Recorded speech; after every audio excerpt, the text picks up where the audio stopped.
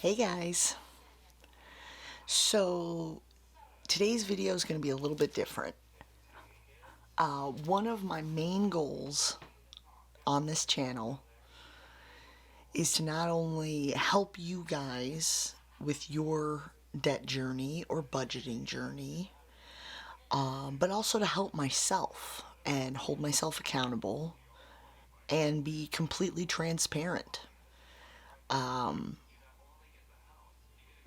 I think a lot of people have a lot of shame when it comes to debt, and that shame prevents them from making the right steps to correct it or talking to the right people, getting the help and or resources they need to get out of that debt. And so I figured, well, let's just show everybody yours. Why not? So I guess we're going to start at the beginning. I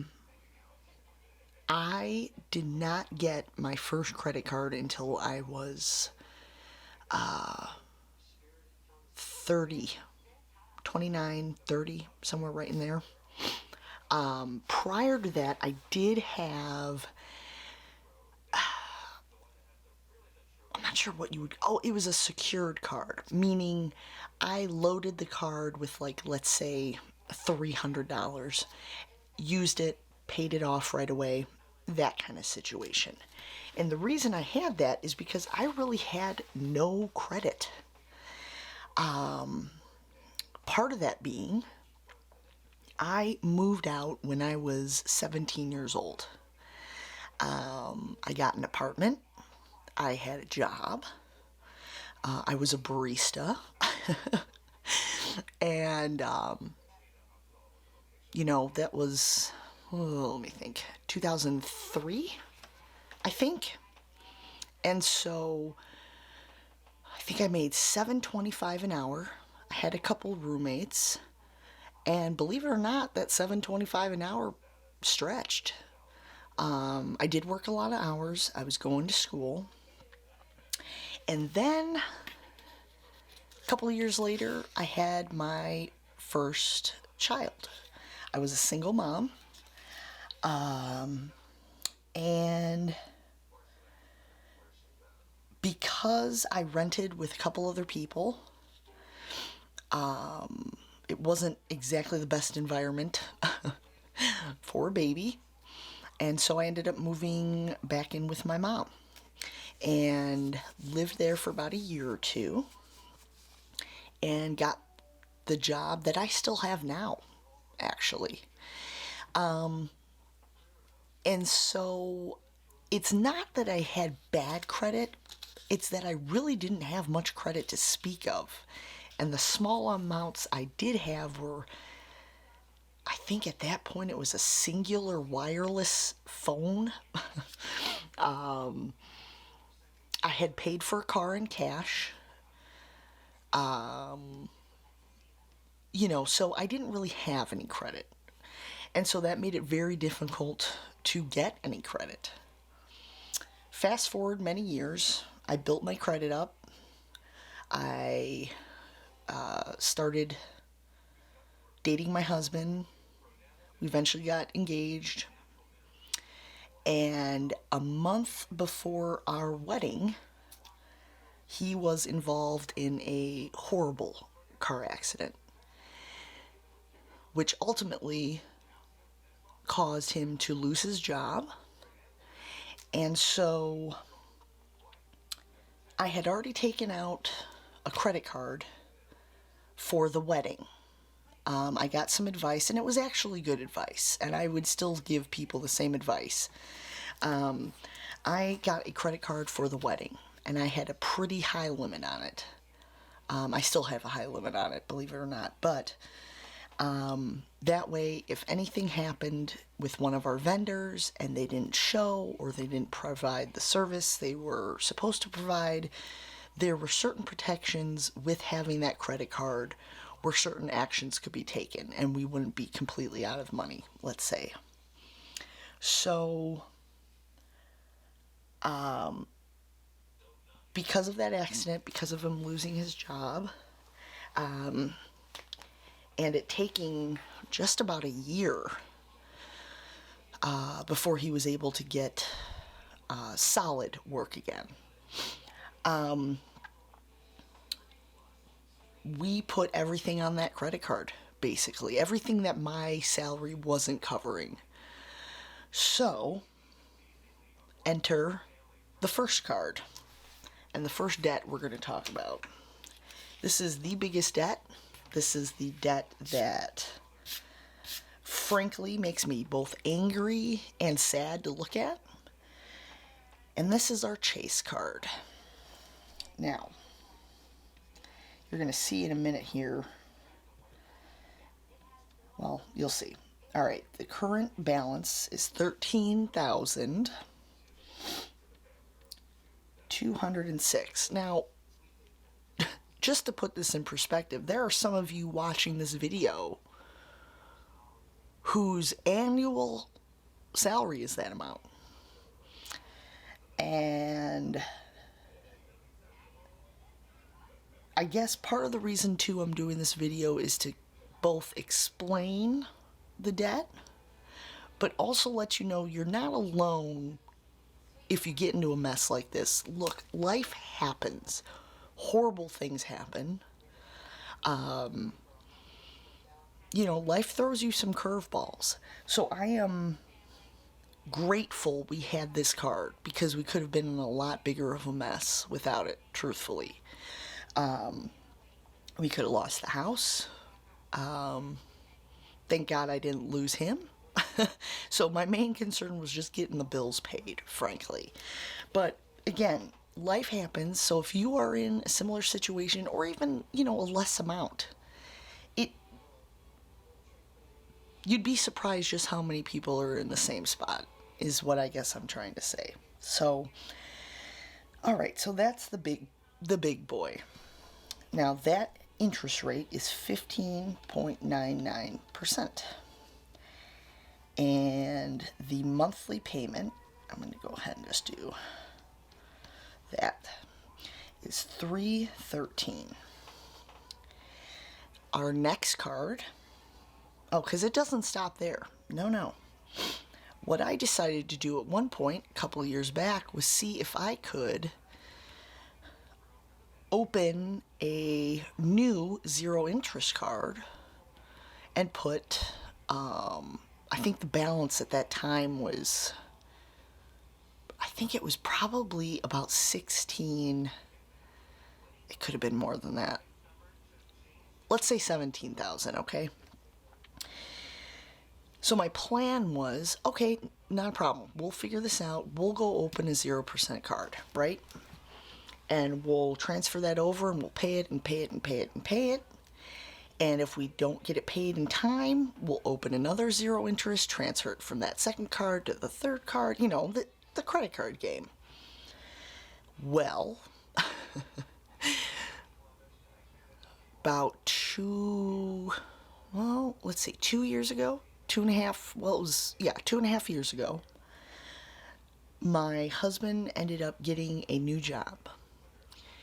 Now, the prospects for this job were good enough that it was worth the cut in pay. He had a lot more opportunity. So our idea was kind of foiled at that point. So we didn't get that stuff paid off by the time that 0% interest rate. So by that point, we had accrued, let's see, 3 additional cards. Actually, no, 4 additional cards. Because one of the issues with having such a high balance is oftentimes you can't transfer that full amount to just one card. So you can see where this is going already. Okay, so one of those cards, and I'm listing these out according to balance. Next card is the Barclay card. That amount is $62.16. That rate is $11.99. And that payment is $126. Okay, so just between those two, that's a high car payment. Now we've got Capital One, and that is balance of $54.15. This one has a 22.9% interest rate and a payment of $140. Now, the disgusting thing about that interest rate is I had missed one payment because I had set up automatic payments, and I guess I set it up too soon to the time the payment,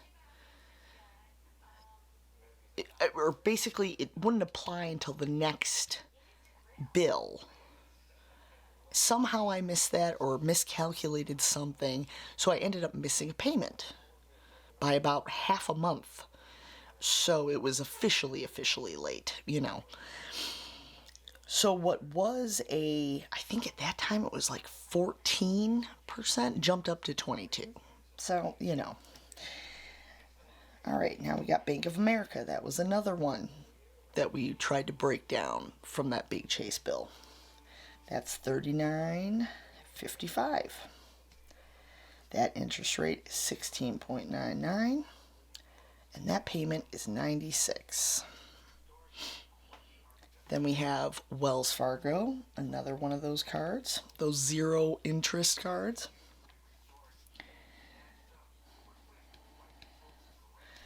And that is 17.99, and the payment is $79. Then we have a Best Buy. That balance is $28.19. And this was just foolishness. This doesn't have an excuse. I'm just going to be real. This was just foolishness. All right, now that has a 0%. And that payment is $30. Now we have Ashley Furniture. That was $14.96. That is 0%. And $53 payment. Now we have our Walmart card. Now, I think in a prior video I had explained what we were doing with this, but just in case you haven't seen that, let me write this out and I'll talk you through it. That's $14.70 and a 22.9 again. Now, funny thing is, this is also Capital One took over the Walmart credit, I think a couple of years back now. So that's technically another Capital One card, which is pretty funny considering the interest rates match exactly. And that payment is $39. Now, we budget, or I have been budgeting rather, about $800 a month for groceries. Now there's 4 of us. In our grocery budget, we include, pet food, paper products, laundry detergents, all the things, right? So what we are trying to do is actually keep our groceries under that $800 a month and slowly pat down. What am I trying to say? Slowly back down this amount so that what we're left with each month is actually just the amount we spent in that month on the groceries. I hope that makes sense. The next card is a Kohl's card, and that is $4.26. And I have no idea what the interest rate is because I can't for the life of me sign in.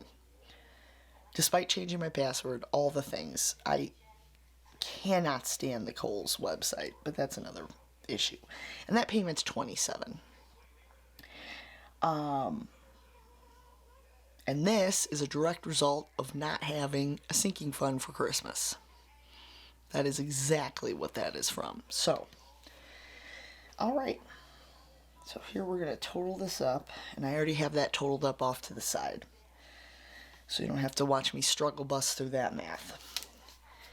So that brings us to a total of $38,093.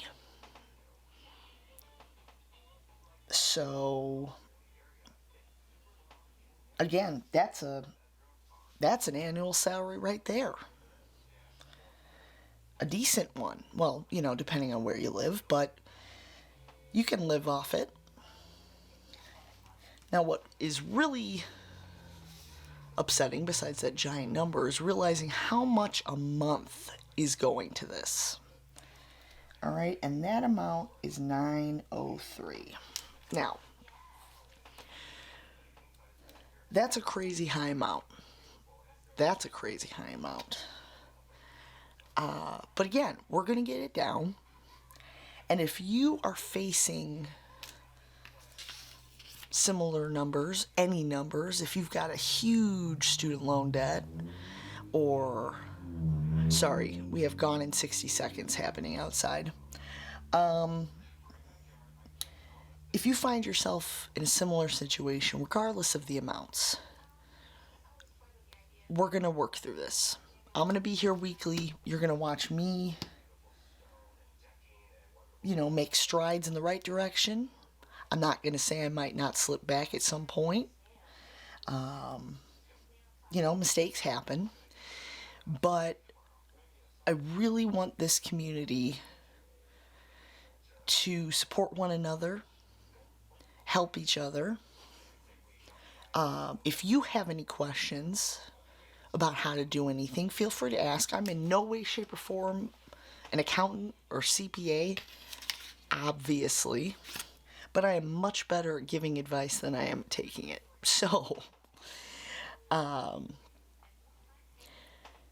are we going to do this?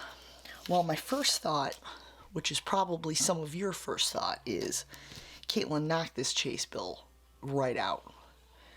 And honestly, that was one of my goals this year.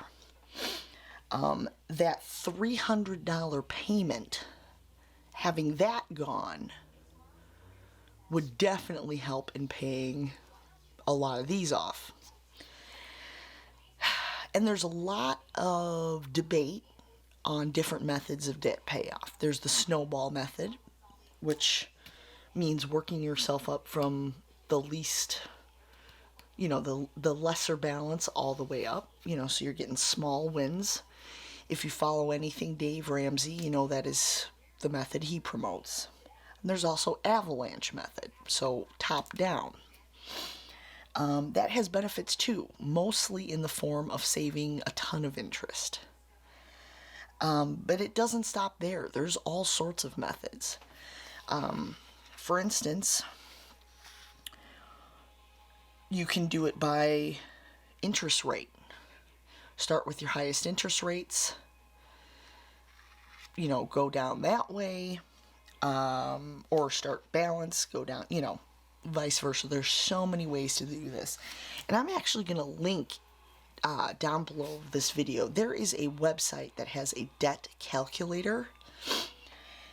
And what's nice is after you put in all your amounts, on the bottom of the web page, you're going to have the option to show what it would look like with the snowball, what it would look like with avalanche. There's like a step down method, paying it off in the order you put it on the list, assigning certain numbers to things. And what you'll see is not only the time frame, but how much interest you're going to pay in each of those different methods. So maybe for you, that is something you'd want to look at. The idea for me of paying an additional, with a debt balance this high, doing the snowball method, when I use that little calculator, would be an additional $9,000 in interest alone, which I have trouble balancing that in my head. what my thought process was. Now, obviously, this Kohl's, excuse me, that could be knocked out in a month without issue, truly. So I'll knock that out for the sake of getting it out of there. The Walmart, relatively easy to get rid of. This Chase, my first thought was, if this third stimulus situation ends up coming through, which of course I'm not going to bank on until it's happening, if it happens. My first thought was take that. We're a family of 4, and if it's the amount per person they were saying it was going to be, then we would be getting about $5,600, right? So throwing that at Chase immediately, which would in turn drop that monthly payment down probably by about $100, I think, if I figured that correctly. And then work towards our snowball payments for it, etc., and then work our way down. But if you watched my last video with the tax return money, we, like I said, are having some pretty big life changes here. And so there is a chance we might have to put this on hold. I'll, of course, let you know once I know. But I wanted to show you where we're at. This monthly amount is the difference between us upgrading our home. We are in a 1,000 square foot home. I am grateful for this home every day. However, we are on top of each other. I have my husband and I, a cat and a dog, a 14-year-old, a 2-year-old, and I'm a crafter. So if you could only imagine the state of my home right now. But again, I'm grateful we have it. I love this house. So that stands in our way of being able to get a new home. That stands in our way for retirement savings. So a lot of debt is changing your mind frame. And so what I want you all to do, if you haven't yet done it already, figure out everything you owe. Look at it, acknowledge it, remind yourself that you're never going to let yourself get to this point again, and give yourself some grace. Okay? Lord knows the last few years for many of us have not been easy. And so what's important is what you do once you have the information to make the change. Okay? So I'm excited to see y'all's progress. Feel free to leave in the comments below. I'd love to hear from you. If you have any ideas, or if you've used a method that you found more helpful, let me know. I love hearing what other people do for stuff. I'm nosy. I want to know. So that's where we're at. We're not always going to be here, and you're not always going to be where you're at either. So we'll get through it together. That's part of why I'm doing this. I want to help people as much as I can. And if that means making some mistakes by doing it a certain way so you can avoid it, well, as long as I'm helping you, that's what's important. All right, guys, so here's what we're working with. Can't wait for you guys to watch this journey with me, and I can't wait to hear about yours. Good night, guys. Bye-bye.